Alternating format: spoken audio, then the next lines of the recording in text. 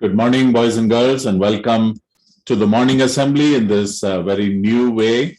I hope you were able to log in. I see close to 1,200 participants, and I hope the others also will join us this morning. We're going to begin this morning's assembly with the school song. Please sing along with the choir loudly and clearly.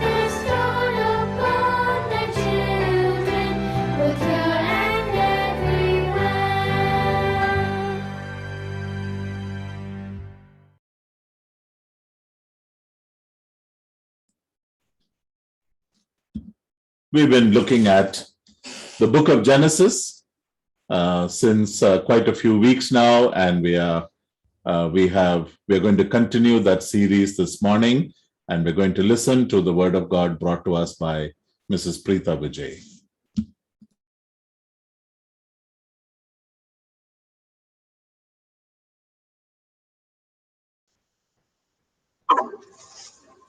Good morning, boys and girls. Turn into your Bibles with me to Genesis chapter 15 and keep your Bibles open as we read and meditate through the chapter.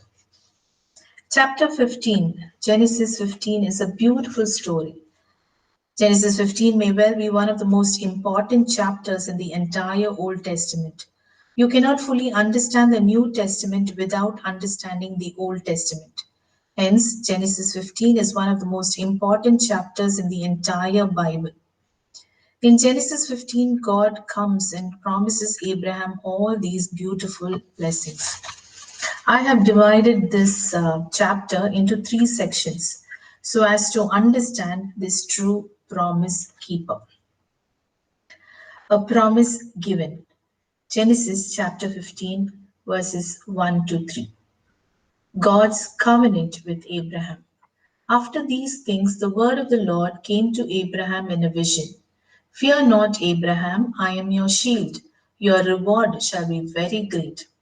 But Abraham said, O Lord God, what will you give me? For I continue childless, and the heir of my house is Eliezer of Damascus. And Abraham said, Behold, you have given me no offspring, and a member of my household will be my heir. A promise given. In Genesis 14, we saw Abraham defeated the 4 eastern kings. All of the plunder taken from that battle legally belonged to Abraham. But Abraham chose to give up his rights to the riches and return them to the king of Sodom, so that nobody could ever say they had made Abraham rich. If and when Abraham received the promises of God, Abraham wanted God alone to get the glory. That is how Genesis 14 ended. God now comes to Abraham and says, Abraham, I saw what you did and I'm pleased. And I know that was a difficult decision for you to make, but it was the right decision. In this world, making a decision to trust in God is not easy. It isn't. Sometimes following God where He wants you to go, doing what God wants you to do, giving up your rights so that you can do what is right is downright terrifying. Sometimes it's even foolish. At least the world calls it foolish. In 1 Corinthians 1, Paul explains, God has chosen the foolish things of this world to shame the wise, and the weak things of this world to shame the things which are strong. It was scary for Abraham to venture into an unknown land. And so now God comes to Abraham and says, Do not be afraid, Abraham. And you know what I love about God? When He tells us not to be afraid, He gives us reasons why. Whenever God says do not fear, He then tells us why we should not fear. Look what God says to Abraham. Do not be afraid, Abraham. I am your shield, your exceedingly great reward. God gives Abraham 2 reasons not to fear. The first is that God Himself will be Abraham's shield. God will protect Abraham. Maybe Abraham is scared that the armies he has just defeated will regroup and then return for revenge. With God as a shield, has nothing to fear. Not only will God be Abraham's shield, God will also be Abraham's reward. Not just any reward, but an exceedingly great reward. There is no greater reward than God. All the gold and diamonds of the world are less valuable than a grain of dust in comparison to having God as a reward. How can the God of heavens and earth, the creator of the universe, give himself as a reward to humans? Abraham was a bit confused by this as well. Maybe Abraham tried to reason in his mind, saying, God must mean he will just work on my behalf. He will work to protect me and provide for me. That must be what God means. But that is not what God means. God Himself is what Abraham wants and what Abraham needs. God Himself is a missing piece of Abraham's life. God Himself is Abraham's exceedingly great reward. Now, Abraham had needs. Abraham had worries, cares, and concerns. But God says to him, I know your needs, but I'm going to give myself to you instead. In me, all your needs will be met. This is so hard to grasp and understand. We want to focus on the things that come through Him and from Him rather than focus on Him. That's why I'm so thankful for what Abraham says to God. God, thanks for being my shield and giving yourself to me as a reward. But what does it all matter if I don't have a son? Sure, you're going to protect me from my enemies. That's great. Sure, you're going to give me yourself. That's wonderful. But I want a son. How often do our prayers sound like this? God, thanks for salvation through Jesus Christ, Thanks for heaven. Thanks for everything. But I really need to buy a house. And I really need this ache in my toe to go away. But God loves to hear all our needs and all our wishes and all our desires. And He loves to meet those needs. But sometimes our prayers are weak because we focus on the dust and dirt of this world rather than the glorious riches God has already given to us. If you want your prayers to be powerful, focus not on what you don't have, but on what you already have in Jesus Christ as promised by God the Father. Whenever you face some need, the answer is not some gift or some answer to prayer. The answer is Him. Gives Himself to Abraham just as Jesus gives Himself to us. When God seems slow in keeping His promises, it is not because He has forgotten, but because we are impatient. Abraham reminds God of the promise for a son. God encourages Abraham and said, Yes, I haven't forgotten. I will keep that promise too. My second part is Genesis chapter 15, verses 4 to 6. And behold, the word of the Lord came to him. This man shall not be your heir, your very own son shall be your heir. And he brought him outside and said, Look toward heaven and number the stars, if you are able to number them. Then he said to him, So shall your offspring be. And he believed the Lord, and he counted it to him as righteousness. A promise believed. Abraham expressed his concern that someone rather than his son would be his heir. According to the Hammurabi Code, if a man died without a natural heir, his possessions would go to the chief servant of his house, in this case, Eliezer of Damascus. Abraham wanted a son, and remember, God had previously promised Abraham a descendant. So God says to Abraham that Eliezer is not the heir God has in mind. The heir will come from Abraham's own body. And so Abraham knows that he means it. God takes Abraham outside and shows him the stars and says, Look now toward the heaven and count the stars if you are able to number them. And he said to him, So shall your descendants be. While God does not forget his promises, we often do. And so it is a good practice to set up reminders for ourselves about the promises God has made to us and we have made to him. As we read through the Old Testament, we see the people of God setting up altars all over the place as reminders to future generations what God did at that place. God did this with Noah and the rainbow, but now God does it with Abraham and the stars. God makes an altar of remembrance out of the stars. The stars are a reminder, an altar telling Abraham and us that God keeps his promises. No matter what happens in life, if we have Jesus, if we have God as our reward, we have everything and more than we need. There has been a promise given and a promise believed, and now in verses 7 to 21, there is a promise guaranteed. Genesis 15, 7 to 21. And he said to him, I am the Lord who brought you out of Ur of the Chaldeans to give you this land to possess. But he said, O Lord God, how am I to know that I shall possess it?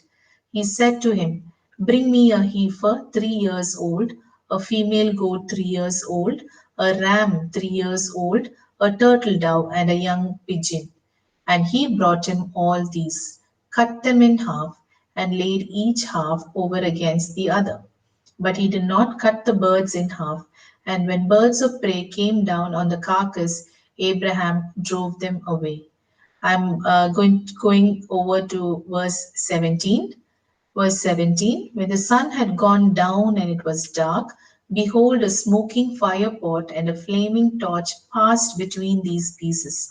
On that day, the Lord made a covenant with Abraham, saying, To your offspring I give this land, from the river of Egypt to the great river, the river Euphrates, the land of Kenites, the Kenizzites, the Cadmonites, the Hittites, the Perizzites, the Rephaim, the Amorites, the Canaanites, and the Girgashites, and the Jebusites. A promise guaranteed. In Genesis 15:7, then he said to him, I am the Lord who brought you out of Ur of the Chaldeans to give you this land to inherit it. God has made this promise to Abraham before, but now he's repeating it a third time. It is encouraging to be reminded about God's promises and blessings to us. And though all God's promises are important, and though not a single promise of God will ever be broken, we know that promises he repeats 2 or 3 times are the really important promises. This promise he gives to Abraham is one of the most important promises in all of Scripture, possibly because God has emphasized this promise over and over.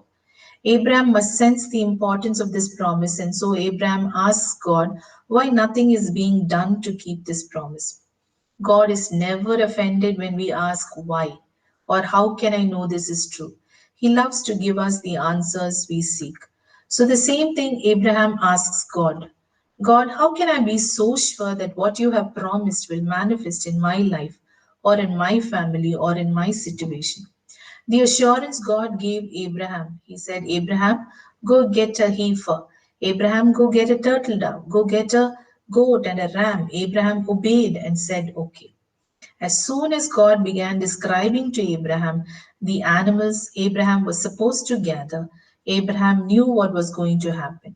Now, in Abraham's time, this is how they would make a covenant with each other.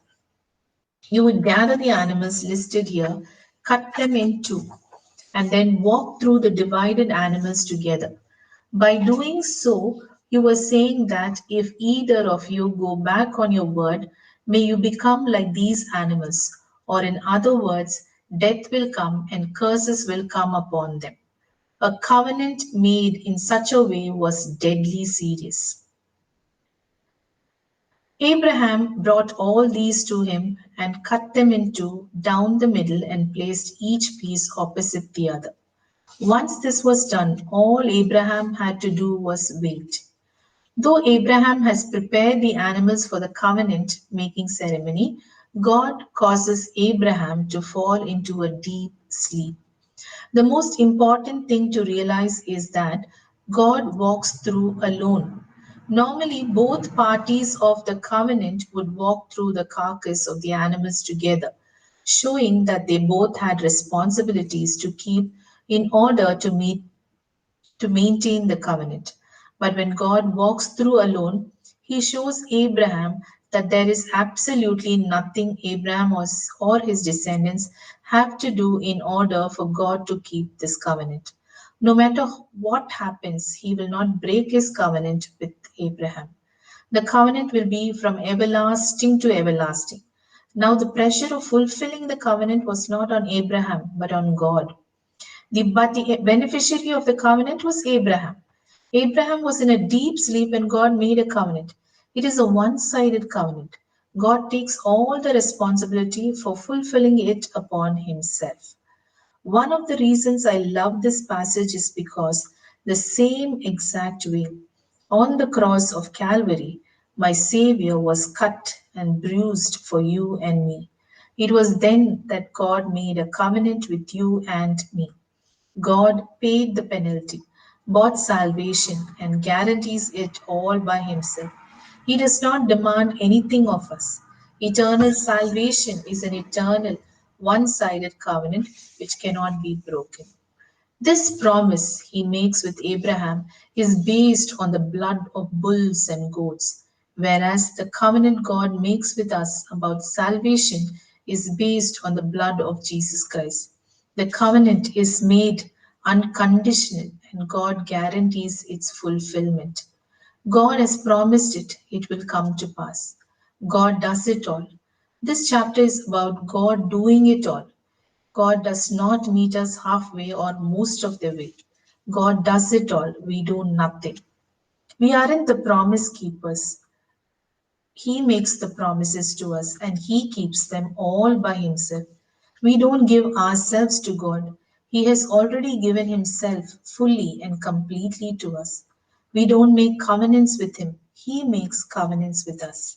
Jesus says in Matthew 11, "Come unto me, all you who are weary and heavy laden, and I will give you rest."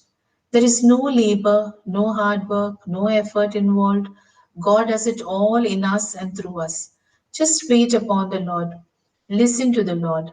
Trust in the Lord. Trust in His unconditional promises to you. Anything else will just wear you out and bring darkness and horror. Don't try to meet God halfway. Let Him do it all in you and through you for His good pleasure. Shall we all close our eyes, bow our heads, and look to the Lord in prayer? Our most heavenly Father, thank you, Lord, for the innumerable promises that you have promised us with. Thank you for today's scriptures, and we believe in you and through you that each of them will come to pass in our lives. Thank you for your unconditional love that you take it upon yourself alone to fulfill each of your promises in our lives. We are blessed to know you and to worship you as our Savior. Thank you for being with each one of us and our families who are bowed in your presence. Heal the sick, comfort the grieving, and provide for the needy, Lord. Lord, thank you for being with us as we pass through these uncertain days. Let this too pass away. Bless each and every activity of the school. Fill the members of the board, trustees, principal, vice principal, coordinators, and staff with your loving spirit. Bless these little children of our school. Enable them to listen and to trust you. I ask this all in the precious name of the true promise keeper, our Lord and Savior Jesus Christ. Amen.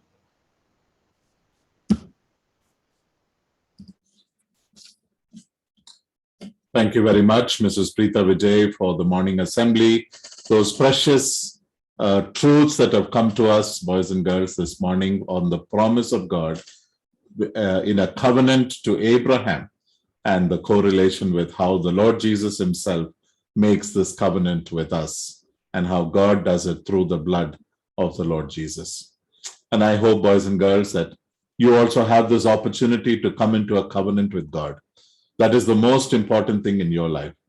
And get right with God, and everything else falls into place. Let me quickly give you a few announcements this morning. I hope you are getting used to the Zoom facility. When you join the morning assembly, you will not see anybody else except the panelists. The panelists are the principal, the vice principal, and the school captain, and anyone else who is coming live to conduct the morning assembly. But I can see your names on the participant list. I can see that there are 1,718 of us in this group, and I'm so happy to know that. And I can see all your names, and so I'm so glad that you are here this morning. So you will not see a video option, you'll not see a mute option. That's perfectly fine. What you're viewing is the correct way, right? And the reason for this is, boys and girls, whatever I am presenting from my home is what you are seeing directly on your laptop, right? We're not going through YouTube. We're not going through anything else, through any other third party. We are directly communicating with each other. Now, from after the morning assembly, you have to log in to the classroom link, which is given in Google Classroom and also would have been sent to your email address. All your classes will be conducted there. Senior school students, 9, 10, 11, 12, CIC, you have electives, language, etc. You need to log into those specific links at that time according to your timetable. So please keep your timetable on your desktop, or take a printout and write it out, keep it on your desk so that you know where to go, right? And your class teachers would have given you all these instructions. One of the features in Zoom is that you will not be able to chat with one another. You can only chat with the teacher. So if you have any specific questions, you can ask directly to the teacher. By Wednesday, the answer keys for all your classes, all your tests will be put up in the same folder in which the test was put up. And so I want you to review your question paper along with the answer key. And the results will be declared in 10 days' time. From today, 10 days, our teachers will be releasing the result in your marks card. Okay. A few announcements regarding Model United Nations. Delhi Public School, Bangalore South have their Model United Nations on the 30th and the 31st of July. Students of class 8 to 12 are eligible to take part. Malya Aditi International School Model United Nations Conference on the 30th, 31st, and 1st of August. Again, classes 8 to 12. If you want to join any of these, please write to Mr. Joyson by email by tomorrow. The registrations will close by tomorrow, 12 p.m., 20th July, 12 p.m.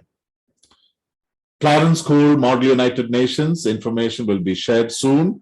And we're going to have the Inter-House Conference on the 3rd and 4th September and the Inter-School Conference on the 22nd and 23rd October. So we want you to get prepared for that.